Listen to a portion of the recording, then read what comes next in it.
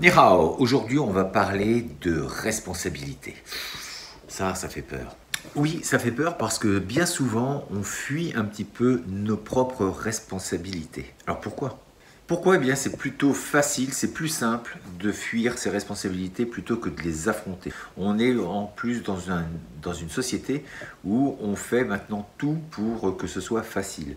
Le moindre effort devient difficile, on n'a plus envie d'affronter, quelles que soient les situations, on n'a plus envie d'affronter des situations plutôt difficiles. On vit dans un monde aujourd'hui où tout doit être simple, on n'a plus envie de se prendre la tête, on n'a plus du tout envie du moindre effort, tout devient compliqué, on fuit les efforts, on fuit les contraintes, on n'a vraiment plus envie de s'enquiquiner dans la vie. Et pour ça, il suffit de s'en rendre compte, toute la société actuelle nous donne la possibilité justement de devenir feignant.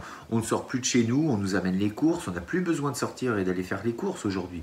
Vous appelez, vous tapotez sur Internet, vous pouvez vous faire livrer les repas, les courses, enfin tout devient maintenant facile d'accès et vous n'avez plus besoin de changer, de bouger de chez vous.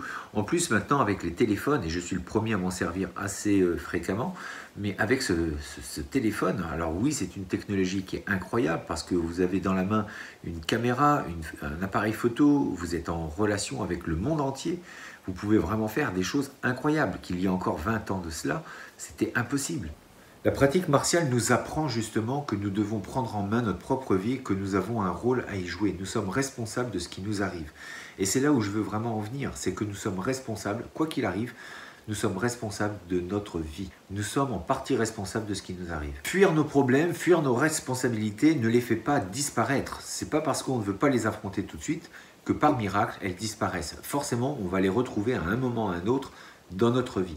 J'en avais parlé dans une autre vidéo, quand je suis parti en Thaïlande, je me suis fait rattraper par mon passé, entre guillemets, où je n'avais pas payé de contravention parce que je n'avais pas payé le parking, donc j'étais responsable de ça, et bien sûr j'avais dit je paierai, on verra ça plus tard. Et évidemment, et on zappe, on n'a pas envie de payer, donc on zappe, on met ça de côté, et puis 1 an, 2 ans, 3 ans, je crois que c'est à peu près 3 ans que ça a dû se passer, j'avais vraiment oublié complètement, plus d'ici là j'avais déménagé, je crois que c'était même 4 ans, du coup j'ai déménagé, je m'étais séparé, donc j'ai déménagé et en fait j'ai complètement zappé ces PV. Sauf que quand je suis parti en Thaïlande, eh bien, eux ils m'ont pas oublié, ils m'ont dit c'est soit vous payez maintenant, soit vous allez en prison. Oui, en prison, parce qu'en Suisse il faut savoir que ça rigole pas. Pour 2 places de parking non payées, vous vous retrouvez en prison à raison d'à peu près 100 €, 100 francs suisses.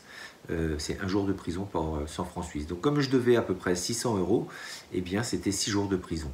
Donc, est-ce qu'il fallait que je leur en veuille de me mettre dans cette situation? Ben non, c'est vrai que sur le moment, ça ne fait pas plaisir. On se dit, waouh, en France, ça ne pourrait pas arriver. Vous n'avez pas payé votre place de parking.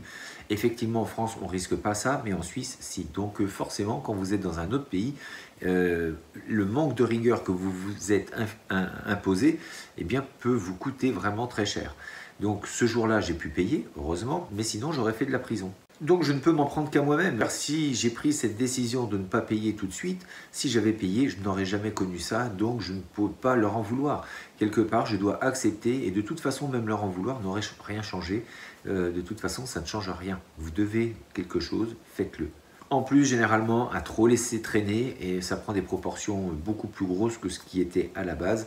Mais déjà, juste sur le côté pratique, c'est au niveau financier, c'est que si vous payez tout de suite, je ne sais plus combien ça coûtait, mais sûrement pas ce que j'ai payé après, puisque évidemment, vous avez les majorations, et puis en fait, tout ce que ça en découle. Deuxième cas où j'aurais pu vraiment en vouloir aux autres ou à la personne, c'est que récemment, je me suis fait voler de l'argent dans le magasin, donc une grosse somme, hein, puisqu'on parle de plus de 5 000 €, entre 5 et 9 000, plutôt 9 000. Bref, c'est énorme. Alors vous allez me dire, mais comment ça, on peut voler autant d'argent? Mais en fait, sur plusieurs mois, cette personne prenait entre 200 et 250 € tous les jours. Donc, comme je suis quelqu'un qui n'est pas forcément très rigoureux au niveau comptabilité, au niveau gestion de tout ce qui est papier, je dois dire que j'ai attendu énormément de temps, donc ça c'est pas bien. Bon, j'avais donc de l'argent qui traînait entre guillemets et qui n'était pas compté. Donc du coup, quand j'ai commencé à me rendre compte qu'il y avait de l'argent qui manquait, j'ai commencé à m'inquiéter et j'en ai parlé un petit peu à mon associé en disant est-ce que c'est toi qui as pris? En fait, bon. La réponse était non, donc il y avait forcément anguille sous roche ou baleine sous gravier. Entre-temps, il y avait eu une grosse affaire sur Annemasse où il y a eu un mort. On m'a demandé mon système de caméra pour pouvoir aider la police pour trouver s'il y avait peut-être un suspect. Donc comme j'ai des caméras, ils ont demandé s'ils pouvaient prendre justement ce qui s'était passé le mois d'avant.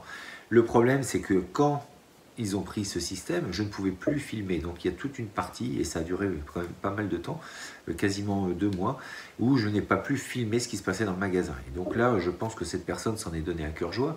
Et forcément, je ne m'en suis pas rendu compte sur le moment. Et puis quand on a commencé à remettre le système en marche, j'ai commencé à regarder.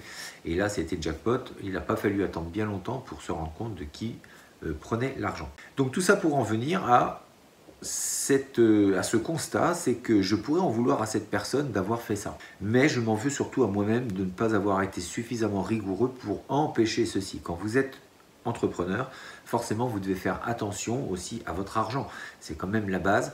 Et ça, je ne l'ai pas fait. Trop confiant, je peux m'en prendre qu'à moi-même. Alors oui, c'est mal ce qu'elle a fait. C'est mal, mais pour ça, elle va payer. D'ailleurs, demain, je vais au tribunal pour justement que cette affaire soit jugée. Mais en tout cas, je suis aussi responsable de ça. Alors, qu'elle est volée, c'est une chose, mais c'est vrai que quand vous avez de l'argent et que vous êtes mal placé dans votre tête, forcément, c'est un petit peu comme un enfant qui est dans une sucrerie avec plein de bonbons, c'est difficile de résister. Donc forcément, eh bien, elle n'a pas résisté. Moi, je m'en suis rendu compte bien trop tard et donc le mal était déjà fait en grande partie. Mais ceci dit, je ne peux m'en prendre qu'à moi-même. Donc oui, je lui en veux quelque part d'avoir fait ça, d'avoir trahi cette confiance, parce que pour moi, c'est quand même incroyable de voler celui qui vous donne un salaire, en tout cas celui qui essaye de vous nourrir, même si les salaires sont peut-être pas ce qu'elle attendait, mais à ce moment-là, il faut faire autre chose. Mais en tout cas, la part du contrat est signée, elle sait ce qu'elle va gagner à la fin du mois, elle dit oui, mais apparemment, ce n'était pas suffisant pour elle, donc elle s'est servie. Et donc, voilà un petit peu les conséquences, c'est qu'il y a une trésorerie qui est un petit peu défaillante. Bon, ça va, mais ceci dit, c'est compliqué. Et enfin, plus compliqué que ça ne devrait l'être. Et puis, moi, en tout cas, j'en ai tiré une leçon, c'est de faire attention à ce qui se passe un peu plus dans le magasin, d'être plus présent, de bien faire les caisses au jour le jour et de ne pas attendre. C'est de prendre un peu le côté facile des choses, de dire je le ferai plus tard. Mais en fait, si je l'avais fait tout de suite, j'aurais constaté très rapidement qu'il manquait quelque chose et donc on aurait pu agir immédiatement. Et des exemples comme ça, on pourrait en trouver une pléthore, il y en aurait énormément. Être responsable, c'est assumer ce que l'on fait. Quand il y a des bonnes choses qui nous arrivent, là comme par hasard, nous sommes responsables de notre enrichissement, des choses positives qui nous arrivent. Là, on aime à se dire que c'est grâce à nous. Et quand il y a des mauvaises choses, c'est toujours la faute du voisin, la faute du monde, la faute de plein de choses qui nous sommes extérieures. En fait, on cherche vraiment à se déculpabiliser. Une des premières choses à faire, c'est vraiment de se prendre ça en pleine face, de se dire, quoi qu'il arrive, j'ai ma part de responsabilité dedans. Et donc, s'il y a des choses négatives qui m'arrivent, c'est que j'en suis responsable. C'est que ma façon de penser et mes actions m'ont amené à ce résultat.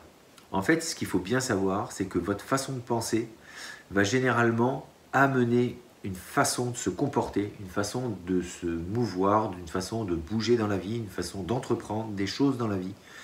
Et qu'en fonction de ça, il y a des résultats qui correspondent non seulement à votre pensée, mais à vos actions.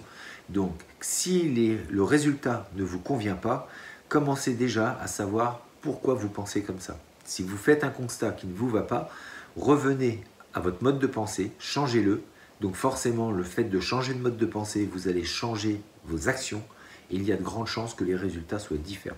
Mais pour ça, il faut vraiment prendre conscience que vous êtes responsable de ce qui vous arrive. Prenez votre vie en main. Croyez en vous, mettez plein de bonnes choses là-dedans et ensuite agissez de la bonne façon. Je vous dis à demain pour une prochaine vidéo. Merci pour tous. Abonnez-vous, mettez plein de pouces bleus ou pas, faites comme vous voulez. Mais en tout cas, merci pour vos abonnements. Continuez, partagez et puis on se dit à très bientôt. D'ici là, restez forts, restez beaux et surtout, restez bienveillants. 再见。